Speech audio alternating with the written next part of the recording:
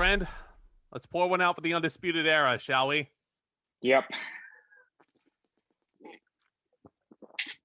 I'm not an alcoholic. I swear to everybody, but neither am I. This is good old H2O.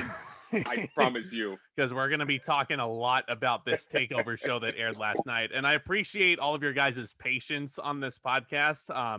It was a very, very nice day off yesterday, I would say, for Valentine's Day is always nice. I got to spend the day with Lauren. So how about you, Tomas? I got to spend the day with Brittany, and honestly, ending my night off with watching wrestling I couldn't ask for more. It's definitely ideal for sure. And I mean, they didn't name it St. Valentine's Day Massacre, I think for pretty obvious reasons, but I think the return of the Vengeance name is well warranted. And that's what we're here to talk about, y'all. For the first time in 10 years, WWE using the Vengeance name. When the last time they did it, it was in 2011, where Big Show and Mark Henry broke the ring during their world title match. That was also the pay-per-view where CM Punk got pinned by R-Truth and The Miz. And that's due also to interference of Kevin Nash. That's also the pay-per-view, remember, where John Cena and Alberto El Patron wrestled a last man standing match in a broken ring. As if a terrible stipulation wasn't enough. But anyway, folks, welcome to the TakeOver Vengeance Day review. We're going to go through each match. As you know, you probably know the drill by this point. If any of you guys are new here, we do wrestling podcasts just like this every single month. My co-host Tomas and I, we have Chris Lash coming in sometimes. We're going to plan on having him back for the Elimination Chamber next week. So definitely keep your eyes peeled for that. Hit that subscribe button if you're new. Hit that big red button as hard as you possibly can. It helps the channel out. It helps you out. It helps me out. Helps Tomas out. And also be sure to hit that thumbs up button on your way out if you enjoy the discussion / maybe arguments that we're all about to have. And leave your thoughts on NXT TakeOver Vengeance Day all down there in the comments. Also, let's discuss this all further. But without wasting any more time, Alexa, play Downfall by Trust Company. Oh man. Can I please get that song? 2002 throwback. So before we get into the main card, I will say this is the first time in the CWC that I've been able to audibly hear the fans chanting, and that was nice for a change. I was able to hear them chanting for Kushida. I was able to. It was weird because when they would start chanting NXT, WWE like, oh no, play the MP3 file of NXT, and then it would drown them out. I was like, no, don't you want to hear the fans chant for once? Not have your piped in cheers. And I think they're getting more and more people in the CWC to the point where they don't need the background noise anymore. Yeah. For some reason, I keep thinking you're talking about the Cruiserweight Classic when you say CWC, but it's the Capital Wrestling Center. But, exactly. Throws you off. Same anagram there. But we do have two final matches in two Dusty Rhodes Tag Team Classic tournaments on this show, along with 3 title bouts. We kick the show off with the women's tournament, the women's finals. It's the team of Ember Moon and Shotzi Blackheart up against Dakota Kai and Raquel Gonzalez.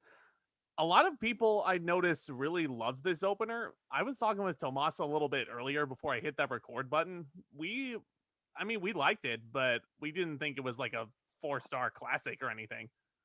Before dissecting the match, I will say Ember Moon and Shotzi Blackheart are a thrown together team, but I feel like they are a thrown together team that works. Yes. And it's very reminiscent of past Dusty Rhodes Classic winners like Finn Bálor and Samoa Joe and Aleister Black and Ricochet, where as a tag team, I don't necessarily see why. It just seems like it's something for these two ladies to do, but it worked.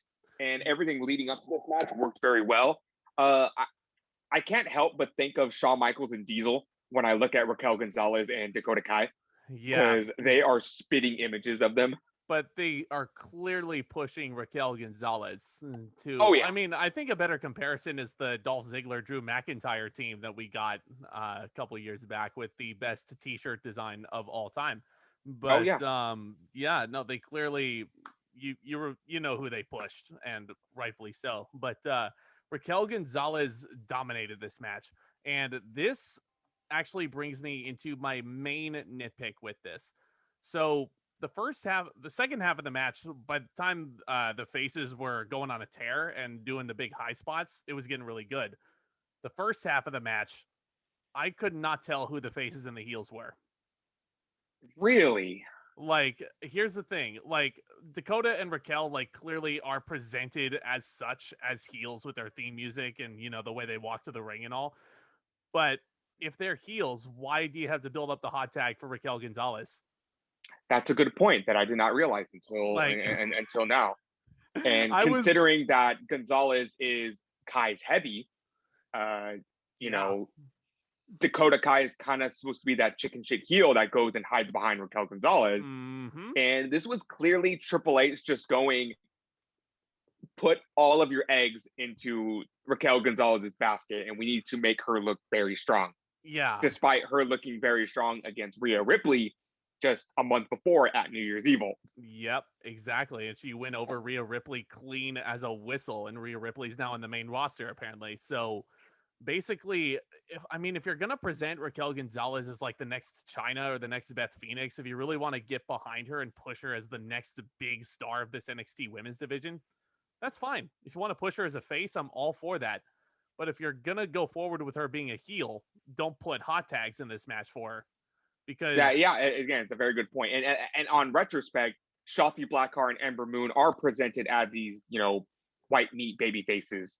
Plucky, as these, you know, plucky ones. Very plucky. You know, look at their entrance. They're riding out on a tank, and it's clearly, you know, designed to be a babyface team, and to not present them as such. They're the underdogs. They really are.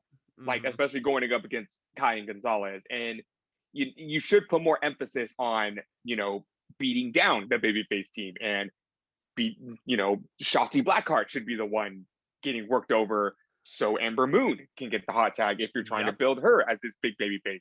This match was clearly, you know, the Raquel Gonzalez show, and I really don't have an issue with that. But you do make a very good point about that hot tag thing. Yeah. Like, and if you really wanted Gonzalez to be this big babyface, then have her turn on Dakota Kai right now.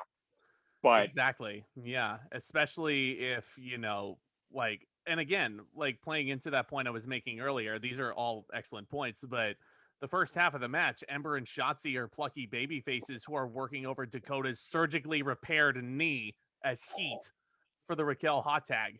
And I'm like, they've clearly got a heel game plan here, but they're presented as baby faces. Like, I think that's like one of the big like nitpicks that I have of WWE in this pandemic era, so to speak. But like, for some of the time, you can't really tell who the faces and heels are. But we get to the, let's see, Shotzi did put a Texas Cloverleaf on Dakota Kai, which I marked out for because I haven't seen that move in a while. But I think it was Ember Moon that got the hot tag, and she ran wild. And that's the point where the match got really, really good. Yeah, she hit a fucking beautiful eclipse on Raquel Gonzalez, I think. Yes.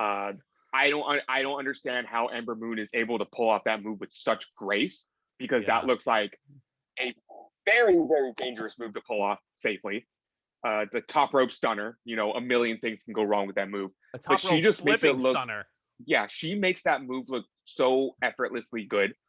It's a great finisher. One of my favorite finishers actually on the roster. But she goes to pin Raquel, and this is where the psychology, I think, really, like, this was really good psychology once Ember got the hot tag. Dakota gets into the ring and she distracts the ref in what was easily going to be a 3 count. But lo and behold, you know. And I like how Kai didn't break up the pin per se. She just distracted the ref long enough so Gonzalez could recover from that eclipse. Yes. Because, you know, wrestling psychology always says the more time you have to recover from a finisher, the better chance you have to kick out, unless you're Booker T in WrestleMania 19. If you get hit with the pedigree, you're fucking dead. We'll get to that later for sure. We'll get to that later. We'll get to that That's later. Another discussion for another time. And another thing, I love Shotzi Blackheart to death. I think she's awesome. But good God, this poor girl is going to kill herself one of these days. She hit a really scary looking sliced bread on Raquel. Oh, this poor girl, Tomas. She landed right on her fucking head on the move. And I was like, oh my God, she's dead. That's it. She's dead now. Like, she hit the sliced bread and I'm like, please don't hit that move anymore. Don't do that. Yeah, especially how she did it from the top rope. Yeah, it was an avalanche slice spread. Yeah, another nasty spot that Blackheart took in this match is that she went for a dive onto Gonzalez, and Gonzalez catches her and power bombs her into the plexiglass. Very viciously. Okay, see, that I don't necessarily have a problem with, because that at least was one of the more like clean transitions, I think. Yeah. There was a Doomsday device to Dakota onto the floor, and I think it was at this point in the match where Wade Barrett, who I actually, unpopular opinion, I think is the best color commentator in all of WWE.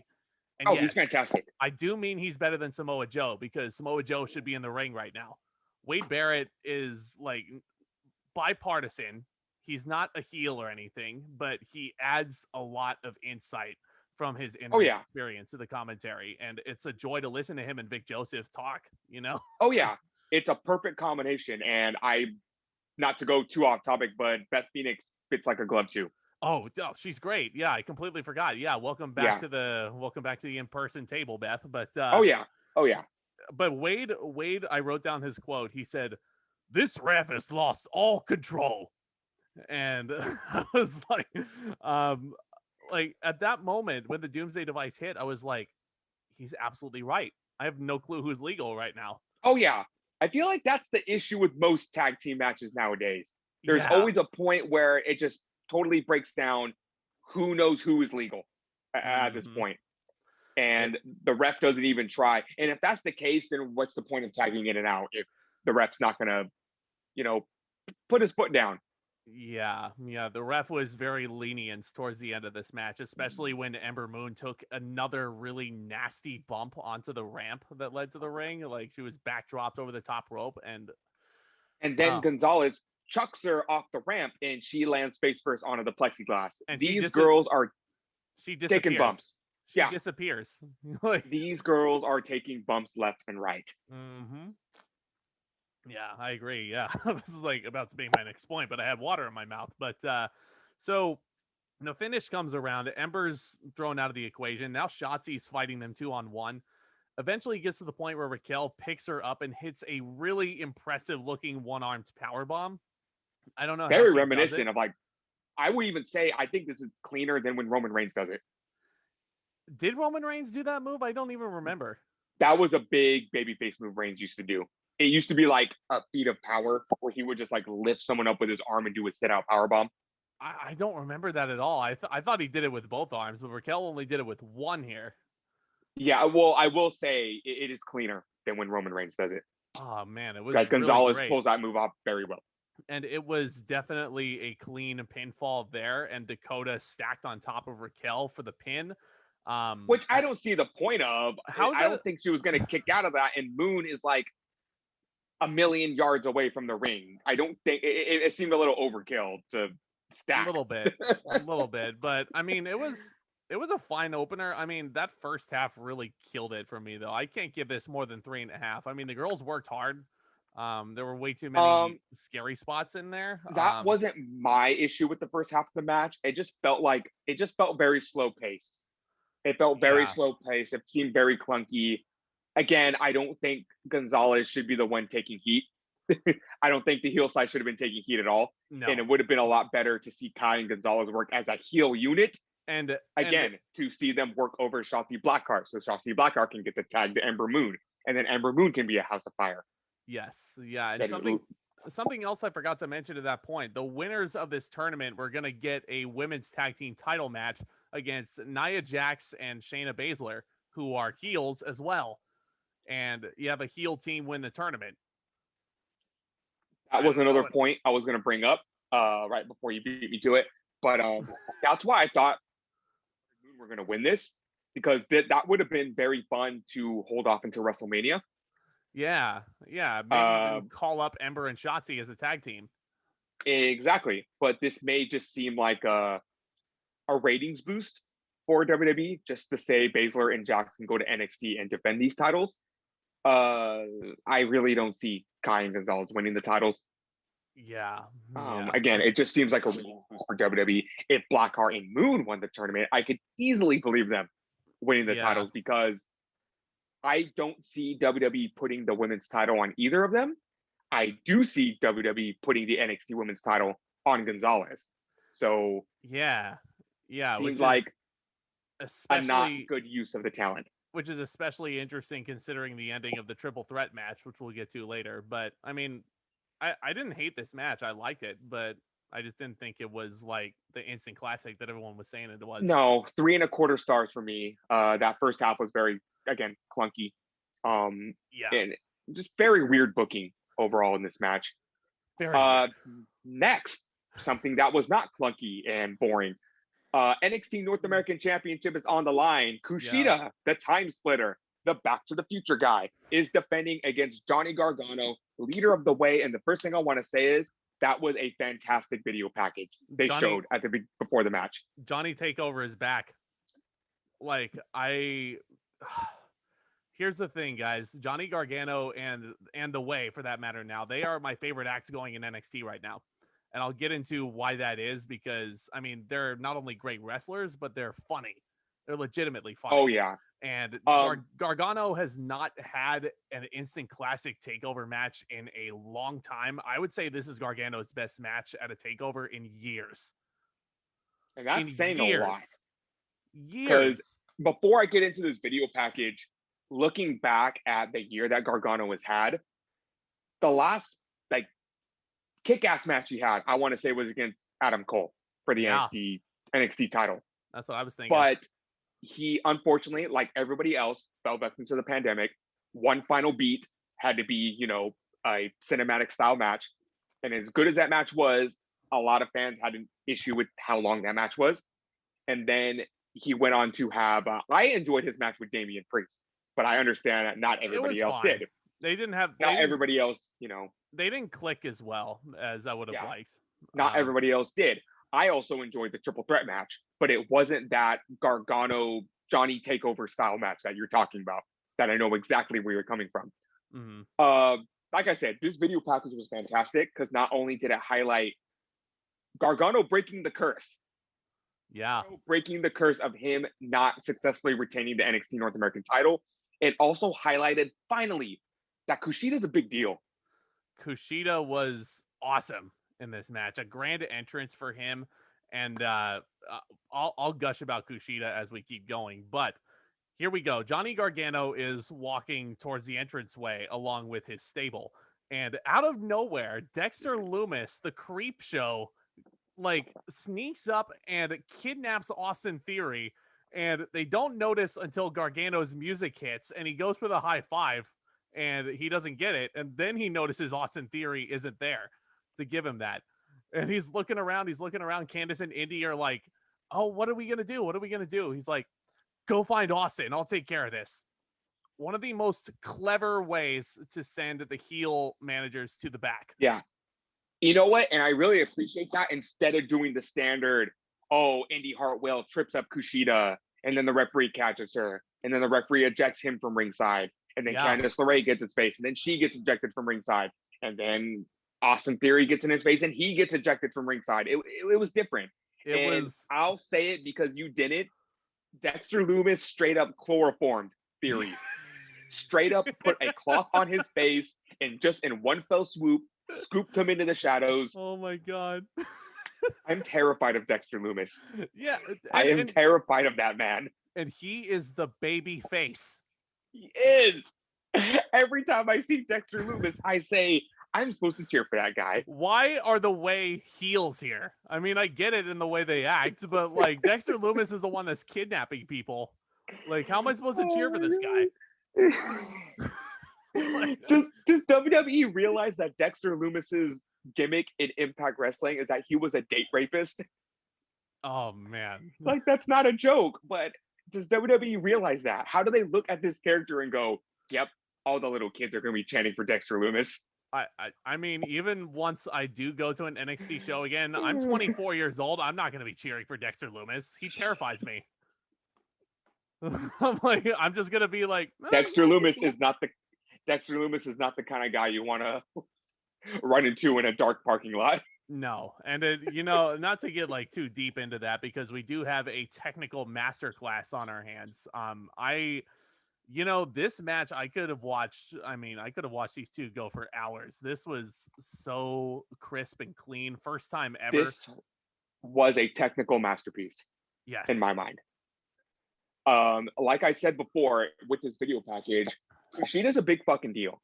Mm-hmm. And the fact that WWE finally took the time to highlight that and to interview him so Kushida can say, I want to be the first ever Japanese North American champion, and to give him that grand entrance just really highlighted, because Kushida's been in NXT for like a little over a year now. And they haven't really done much with him aside from a weird feud with Velveteen Dream, who we refuse to talk about anymore. But and you pre Velveteen Dream feud, because at least he was featured on a takeover in that feud. I was getting upset because it was another case of that. WWE, you have a star on your hands, do something with Kushida. Yeah. And this match finally showed that WWE is somewhat doing something with him. Yeah, I definitely agree there. There was so, like, especially if you've been paying attention to this whole feud, these two put together not just an incredible technical masterpiece here, but there were also a lot of really clever callbacks to the whole feud. Kushida put a huge bullseye on Johnny Gargano's arm, which, if you guys remember from NXT programming, Gargano tried to get out of this match with the fake X-ray of all those, like, really complex fractures in his arm. Yeah.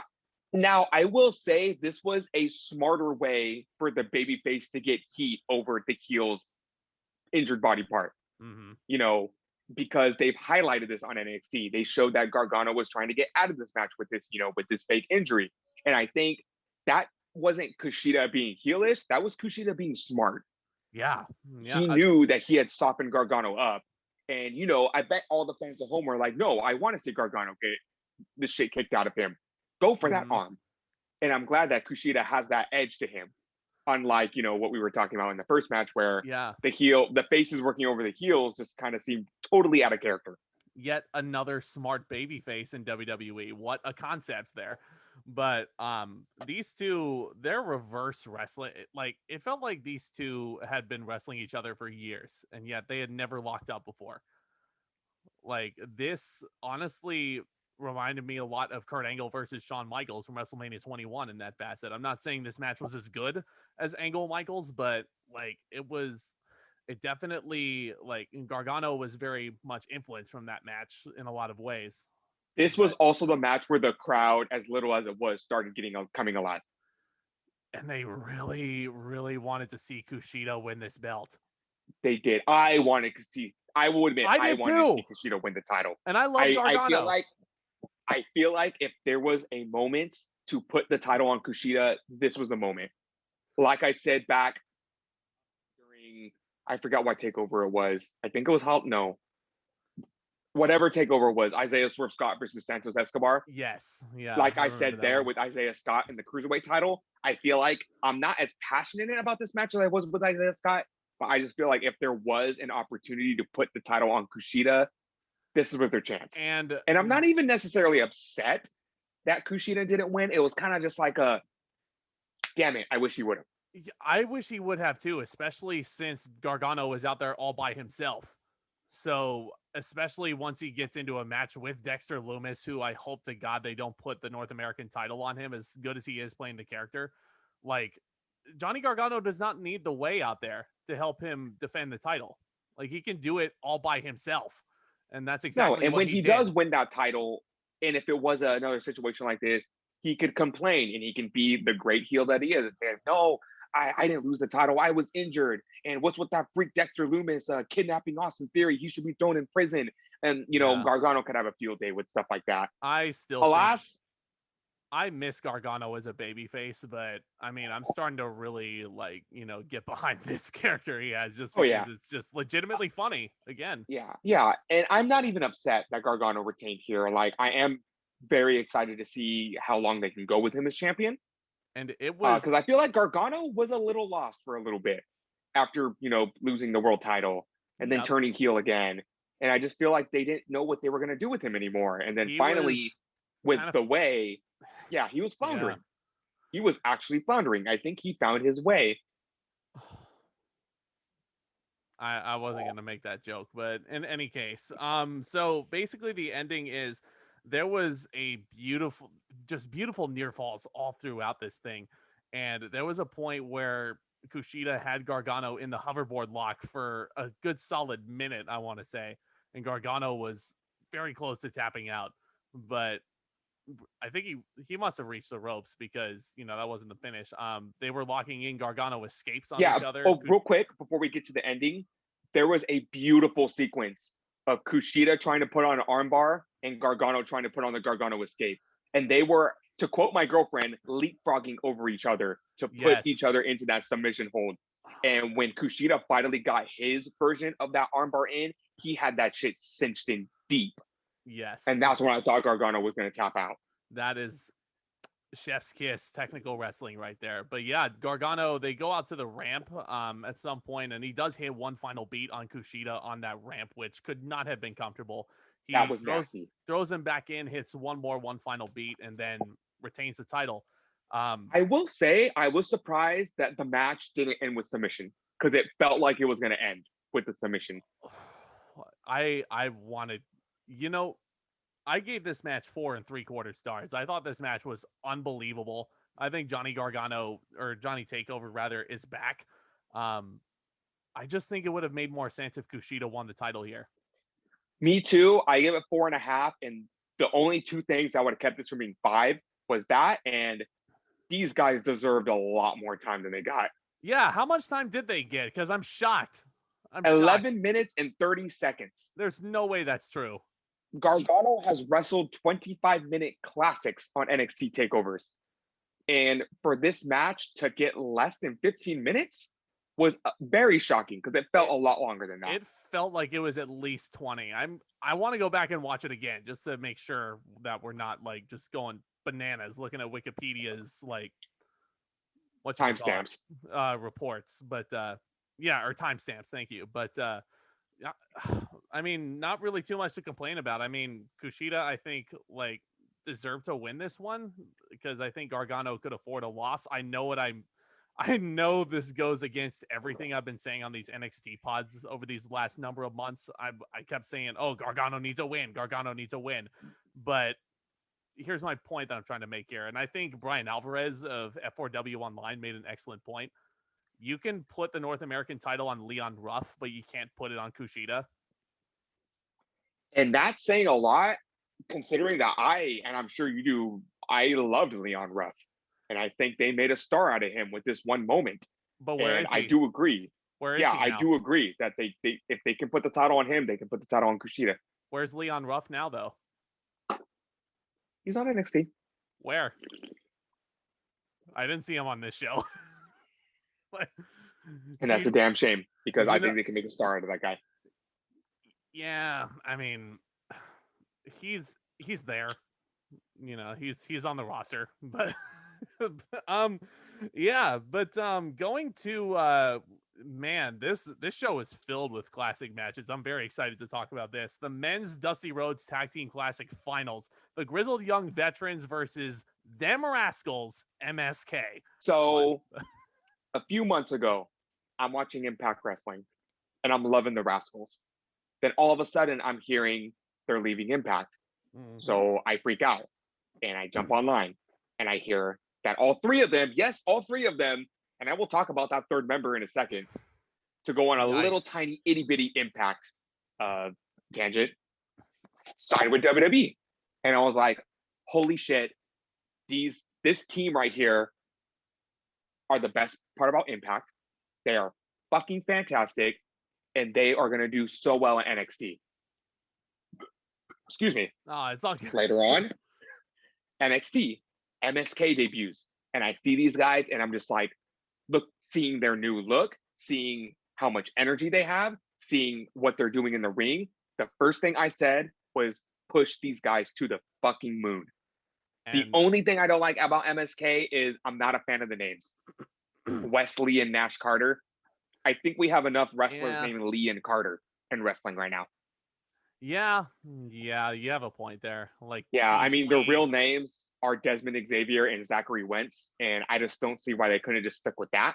Yeah. Well, I mean, you have a Zack Gibson on the other side with his first name spelled correctly, by the way. Yeah. So, yeah, But great other than promo that, by. no, Oh, go ahead. Go ahead. I was gonna say I fucking love MSK, and I'm so happy they made it here to NXT, and I'm so happy they're getting this push because they're fucking awesome. I'm a huge MSK mark. They won me over. They won me over. They were freaking great. They were exciting to watch. Their flippy shit is, it's very crisp. I mean, not to be overlooked though are the Grizzled Young Vets, because I think they are a very, very good heel stable. Like, it's almost like they're a British FTR in a lot of ways. So it's weird. I'm glad you brought that up because, so if you don't know who the Rascals are and you haven't watched them in Impact Wrestling, I really hope the past 6 weeks of watching them wrestle has proven to everyone why they're so damn good. If you did not watch NXT UK and you did not see the Grizzled Young Veterans rise to success in that promotion, I hope what you've been seeing from them from NXT proves that they are damn good too. Because they, in the beginning, were a thrown together tag team. The Vets were, yeah? Yeah, they were a thrown together tag team, and they gelled together so well. So this was my match of the night. This was fucking great from start to finish. A great tag team match, man. Like this definitely a lot better than the women's finals, mainly because they established who the good guys are and who the bad guys are clearly. Like, I got the Grizzled Young Vets did an excellent job of isolating one member of MSK with their, I don't want to say ground and pound offense. I think it's a lot more like, high risk elevated style than like even FTR, even though I love FTR. James Drake's finisher is a 450 splash, for crying out loud. Yeah, I will tell you exactly what it's called. It's called British Strong Style. Yes. And that shit, I feel like the British Strong Style and MSK's 100 moves a minute type of offense, it gelled together very well in this match. And they were doing shit that I have never seen before. Yes. Like, so many great Wesley does this beautiful runs from one corner, does a swanton bomb, clears the ropes, lands on the Grizzled Young Veterans. He cleared the ropes and also the ring post. Yeah, that kid is amazing. Man, the best move that they have is that Nash Carter will do a standing shooting star press and Wesley will shove him midair onto their opponent. It looks very simple, but if you see it done, he will do a standing backflip, and when he's in midair, Wesley will shove him over onto his opponent. That's a move they do all the time in Impact. And I'm so glad that they brought it to WWE. It was so clean. I loved it. I also marked out because Wesley hit a spiral tap at one point for a near fall, and I have not seen the spiral tap in years, and he cleared that shit. AJ Styles has not hit that move in years, so I was very happy to see Wesley do it at least. Nash Carter hit a pretty sweet swanton bomb too. He did, yeah. But the Vets also hit a tope doomsday device onto the floor, which completely one-ups what the women did with the doomsday device to the floor, like adding a tope to it. And I'm like, these guys are killing each other. It's a great tag team match. Like, WWE. And here's the thing. MSK from the start to win this tournament.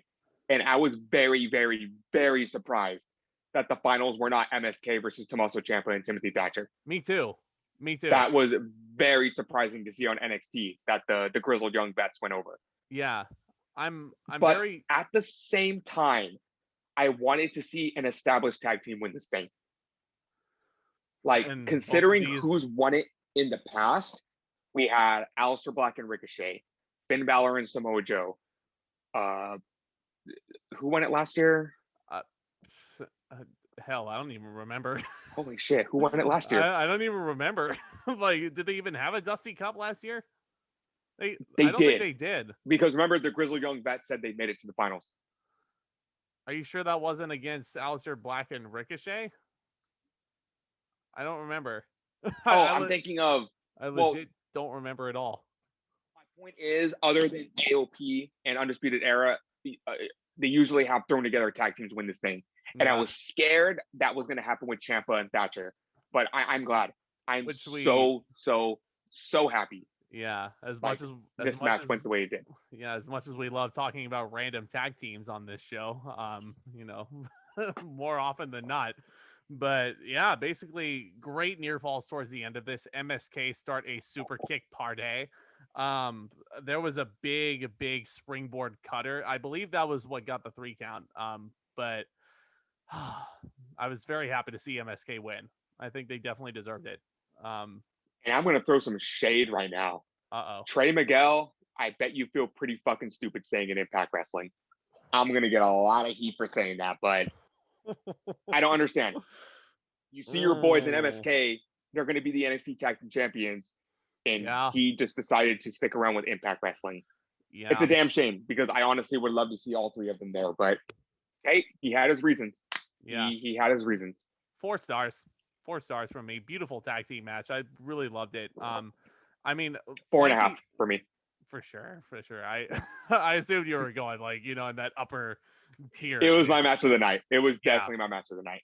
Yeah, it's a great match. It's a great choice. I think the teams, like, overall, like, compared to the opener, this was definitely the better match, and the teams meshed better too. You know, they're the likable, high-flying baby faces against the ground and pound heels that are trying to keep them from doing all the flippy shit. Great psychology. 2 thumbs up. Also, MSK and Impact, they were a stoner gimmick. I don't know what it is with WWE, but they do a damn good job of making people with stoner gimmicks retain that gimmick without them being stoners. RVD. Riddle. MSK. I don't know what it is, but they keep the stoner gimmick. They just remove the stoner part. It works. Okay, guys. You know, whatever. You know, Riddle's getting a U.S. title shot next week, and MSK are going to be the next tag team champs. Like, yes.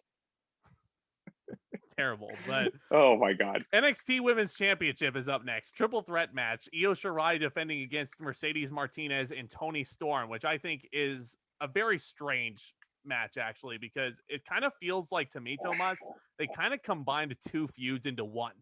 Yeah, I was just going to say, obviously they wanted to give both of these girls a shot, but they didn't want to give them one-on-one matches, which is a shame because I actually wanted to see Shirai and Storm one-on-one.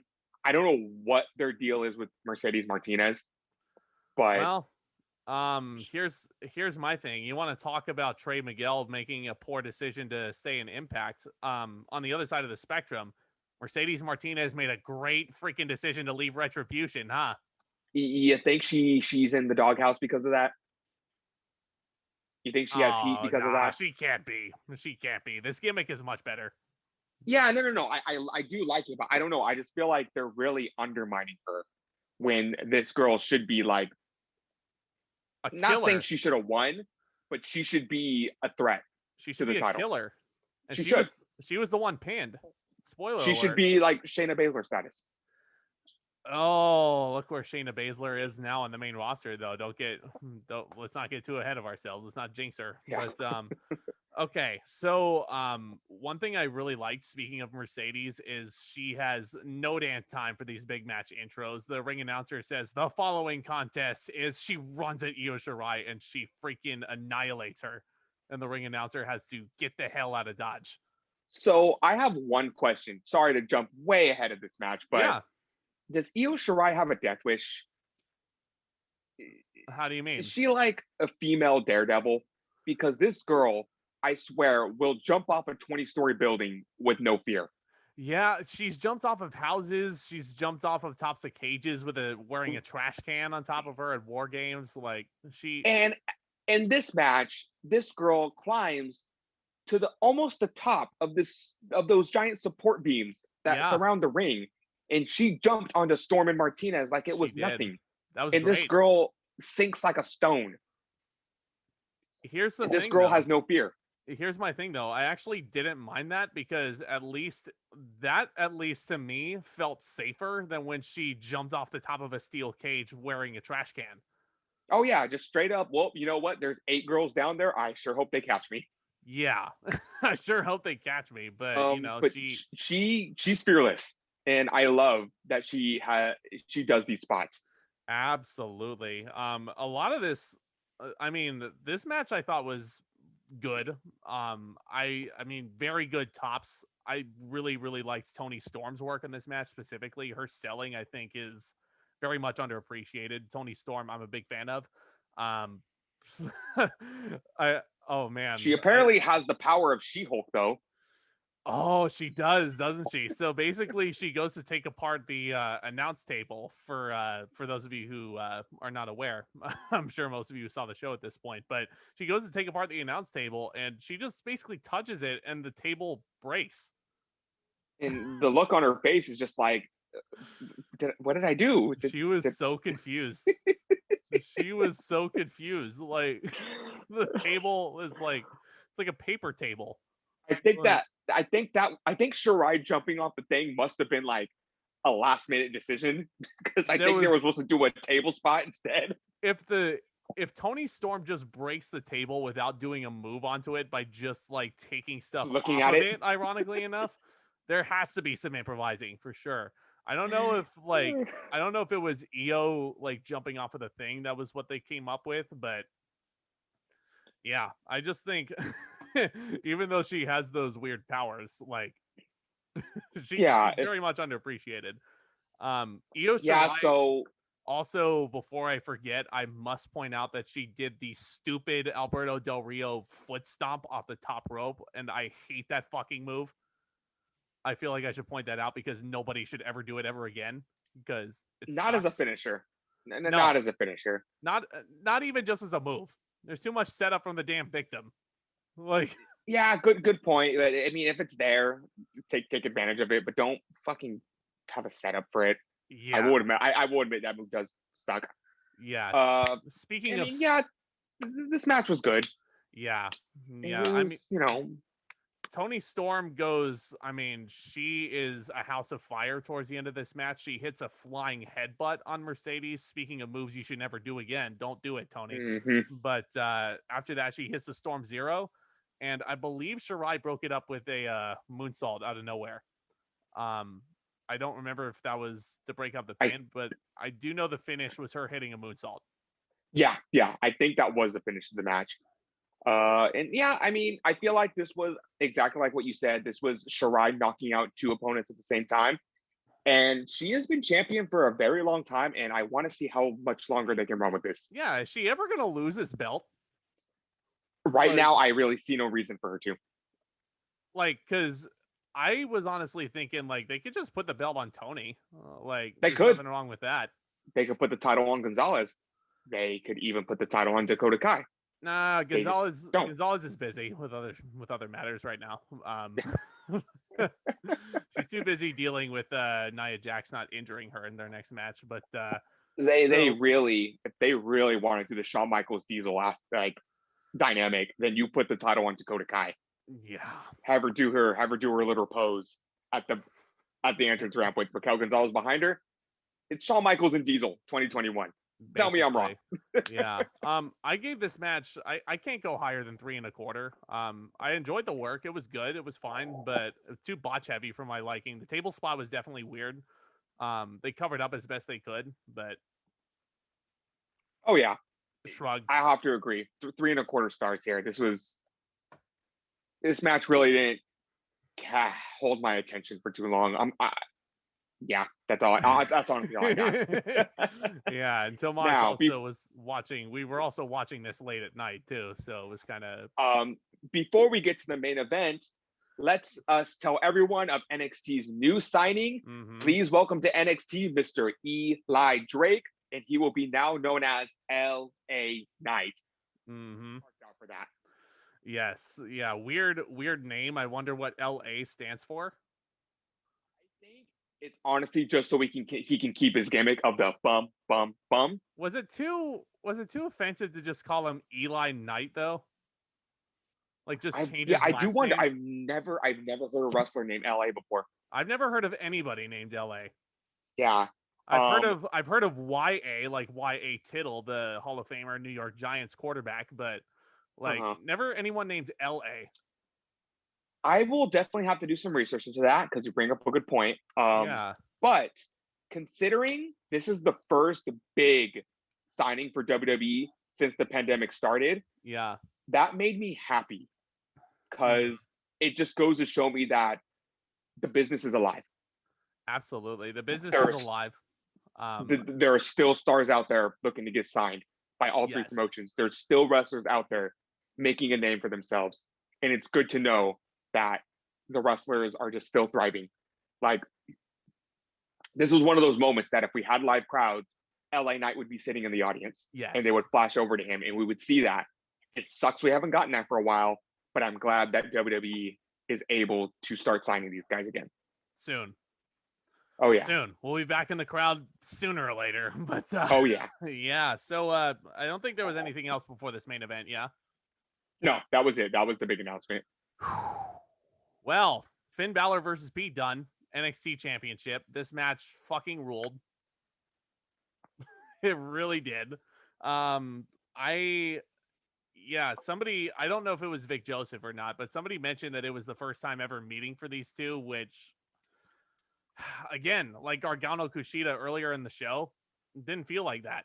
These two went out there and beat the living piss out of each other for a while. Yeah, speaking of Kushida and Gargano, I cannot believe Bálor and Dunne were able to fit all of that in 13 minutes. Again, I find that really hard to believe that was only 13 minutes. It felt at least 20.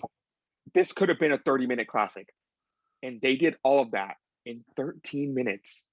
Yes. Yeah, but there was so much joint manipulation in this match. Pete Dunne snaps his fingers a few times. Several times. Finn Bálor. Several times Bálor has his fingers broken. Sells that shit like mad. So much so that at the end of the match, he's holding his hands like this instead of doing this for his entrance. He's holding them like this to sell it. Like one of these days, tarantula. I want to see Pete Dunne and Marty Scurll just try and break each other's fingers off. I'd like to see Pete Dunne versus Daniel Bryan try and break their fingers off. Yeah. But no, this was another very, very, very, very, very, very, very, very good match. Great main event. Great selling. I don't remember. Finn Bálor was zeroing in on Pete Dunne's knee, and then Pete Dunne in return sets his sights on Finn Bálor's glass jaw that he had broken against Kyle O'Reilly a few months back. Thank God Finn Bálor came out of this without a legitimate injury this time.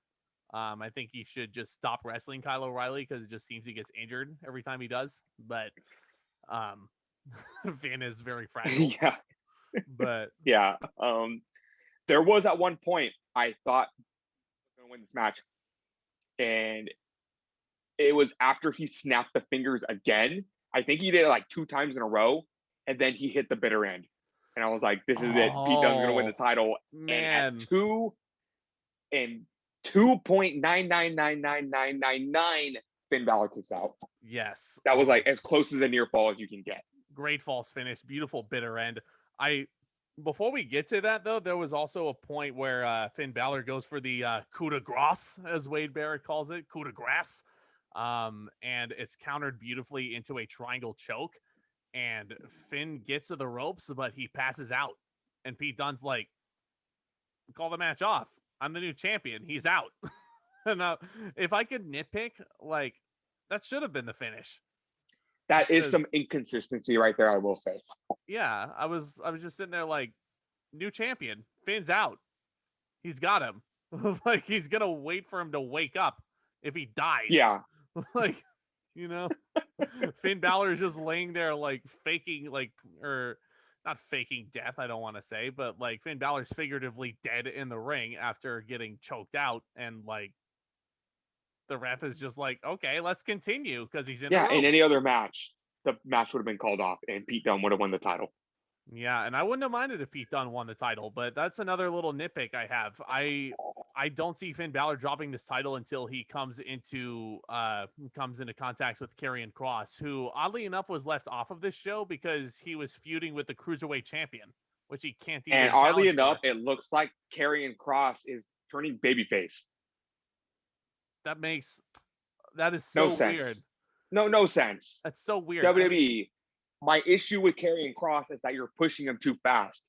That doesn't mean you have him feud with the Cruiserweight champion and turn him babyface. It's Yeah. very odd. Obviously, the feud's not for the title, but why are you even having him waste this time with Santos Escobar? I don't know. Probably to kill time. I think they still see Finn Balor as a tweener that can fight both heels and faces.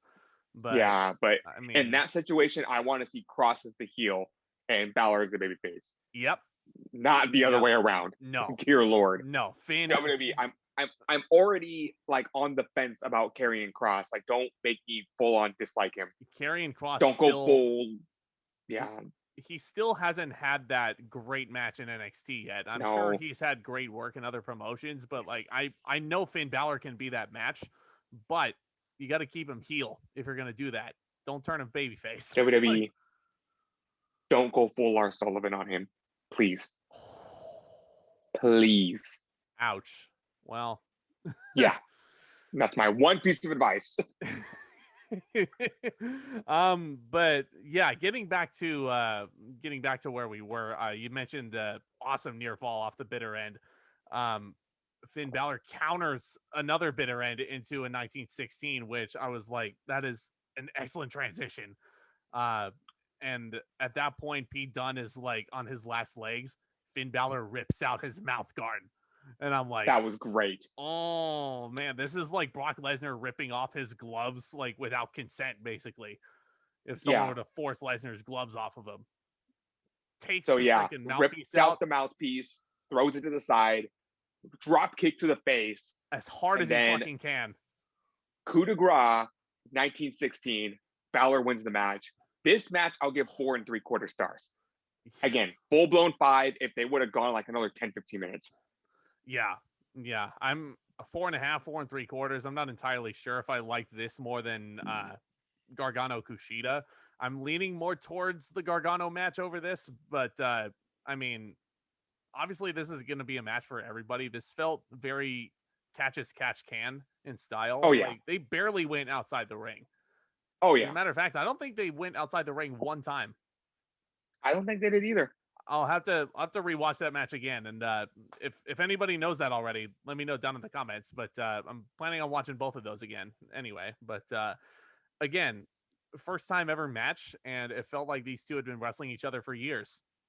They meshed together so well. My only couple of nitpicks with the match, I mean, well, first of all, nobody was legit injured. Also, thank you. But again, predictable outcome. I would have liked to see Pete Dunne win the title and maybe propel him to the next level, but no, Finn Balor's got to go up against Karrion Cross before he loses. Oh, yeah. So. And then, remember, my friend, this is an NXT TakeOver. So the show is not over when you think it's over. No. So Finn Balor's making his way up the ramp. He gets attacked by Oni Lorcan and Danny Burch. They start the beatdown. Undisputed Era comes out. And I'm like, okay. They could have done this on NXT. Who, then, by the way, before we continue on with this, I should point out, this is the first time that the Undisputed Era has been left off of the card for a takeover since Brooklyn 3 in 2017, when they made their debut at the end, attacking Drew McIntyre, which seems like ages ago. So, yep, 4 years ago, 4 years of Undisputed Era being featured on these pay-per-views. So Undisputed Era hits the ring. They clear out the ring. Okay, it's coming on NXT. And then Balor's posing with them. And I'm just thinking, is he joining the Undisputed Era? No. Like, okay, there's got to be more to this. If there's one thing I know about NXT is like they don't do stuff on TakeOver that they could just do on Wednesday. So they're posing. And then I kind of thought about it in my head. I'm like, is Adam Cole going to super kick him? And then Adam Cole super kicks him. He totally did. Which was a pretty nasty super kick, I may say. Oh, it was beautiful. And pretty clean. And Finn Balor sold that like a shotgun blast. So the first thing I thought when Cole super kicked him was, okay, I didn't really like Adam Cole as a babyface anyway. So we can do Cole and Balor, but we literally just had that. Like, that's how Balor won the title. Beat Adam Cole. And then here comes the big shocker when Cole turns around and super kicks Kyle O'Reilly. That I did not see coming. And oh man, this was just poetry, just beautiful pro wrestling poetry right here. Finn, like the Undisputed Era gets in the ring and they're helping Finn out. you realize that Finn only really trusts Kyle. He doesn't really trust Adam or Roddy, but they're in the ring and they're posing. And like, I love Adam Cole, but like, I felt like this whole moment was kind of telegraphed with the way he was kind of glaring at Finn Balor across the way. And he hits the super kick, and I'm like, oh, there it is. What's going to happen next? And then he turns around and nails Kyle O'Reilly, knocks him out. Oh, man. Okay, this, my friend, has the potential, I think, to be the next Gargano Ciampa level feud. Adam Cole and Kyle O'Reilly working together. Like, if you've never seen a match of theirs in the Indies, please do yourself a favor. Because, And another thing I noticed is that Roderick Strong seemed kind of torn. Yeah. Like, he wasn't on Cole's side. He seemed shocked at first. He wanted to go check on O'Reilly, but Cole, like, I hate to say this, but like treating Strong like a dog, just says, come on, let's go. And Strong leaves with Cole. No, Strong stayed in the ring. Cole left he did? himself. Yeah. No, he was okay. No, it cut to black and Strong was still looking at Kyle O'Reilly down there. Like, so it's very clear. Undisputed Era, I think, is no more. Adam Cole with one super kick. Yep. He pulled the trigger. And I'm kind of upset because I just bought this damn shirt the other day. And I'm like, now you're going to break up the damn faction? I mean, it's funny. But it's funny that you bring that up because I remember there's this web comic that I used to read. Unfortunately, they don't draw comics anymore, but it's called Botch Spot, and they would draw comics every week. And the week that Seth Rollins turned on the Shield, they wrote this comic of all these Shield fans just going like, "Oh yeah, the Shield is great." And then there's this mom going up to her child and say like, "Oh, honey, your new Shield shirt and your new Shield armband just came in the mail today." And it's just all these fans just like, what the fuck? The Shield's over? Like, I was just getting into it. I just got the new Shield merch and they're over. So I feel your pain there. I really do. Yeah.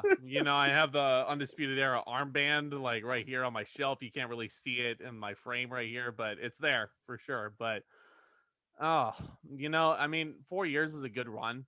I do think that at least one of them is going to get called up pretty soon. I'm pretty sure that's why they kind of broke them up like this, because they don't want to call all of them up together, because that would be a huge gaping hole left in NXT's roster. Oh, yeah. So I think it's better that they call them up one at a time, slowly but surely. I don't know where this is going to go next. I'm pretty sure Adam Cole and Kyle O'Reilly are for sure going to have a big money feud. I don't know if go ahead. This is a perfect opportunity for WWE did it, and you need to tune in on Wednesday. Mm-hmm. So I think Wednesday is going to answer a lot of questions we have when it comes to Undisputed Era. Kyle O'Reilly, I think, also has a lot of potential to become the new face of NXT. And what a crazy-ass coincidence. The same week that Sammy Guevara quits the Inner Circle on AEW, we have this big, huge tease of a breakup for Undisputed Era. Big one for sure. But yeah, man, TakeOver Vengeance Day was freaking awesome. I mean, I'd probably give it a 9 out of 10 if I'm being honest, because here's the thing. When you have two matches on this show that are like almost 5 stars and just solid up and down the card, this is a classic show. Some of the weird psychology in some of the matches kind of holds it back from being perfect, like TakeOver New York or New Orleans level, but damn good night of professional wrestling here. NXT. Oh, hell yeah. Absolutely. I'll give it an 8.5 out of 10. Unfortunately, the low spots for me were the women's matches. Yeah. I definitely have seen better from the women, and I'm pretty sure we will see better of the women. It was just, a hit or miss night for them. Again, love MSK winning the tournament. Kushida and Gargano was great, and the main event was fantastic. Yeah, that main event was a freaking bloodbath. I want more Bálor Dunne matches, please. I'm loving all these matches that Finn Bálor is having as NXT champion. Yeah, no, he's having a really, he's on a roll. He's held the belt for, I think, about 6 months now. Oh, yeah. Sheesh, time flies. And you know me, the longer the better. I love long title reigns. Keep it rolling. Keep it going. Do you think Finn holds it longer than he did the first time? That's a good question. Considering what we have on deck, I don't think I can answer that right now. Yeah, but fair enough. I definitely think it's possible. Yeah, for sure. But my friend, always a pleasure to have my trusted co-host Tomas on with me. It's always a blast, always arguing, discussing wrestling with you. But Oh yeah. yeah. So what did you guys think of Takeover Vengeance Day? Let me know down in the comments section below. When do you guys think Finn Balor's losing the NXT title? Do you think this is actually the end of the Undisputed Era like we think it is? Let me know all down there. Let's discuss it further. And just one more reminder, if you haven't already, click that subscribe button down below as hard as you possibly can. We're doing wrestling podcasts every single month. We got the Elimination Chamber, of course, coming up next weekend. And very soon, Tomas and I will also be recording a look at Unforgiven 2002, continuing our retrospective look at WWE. That is a very interesting show for a lot of reasons. So stay tuned for that. Lots of fun stuff hitting the channel in addition to all of my cinema talk and my TV talk.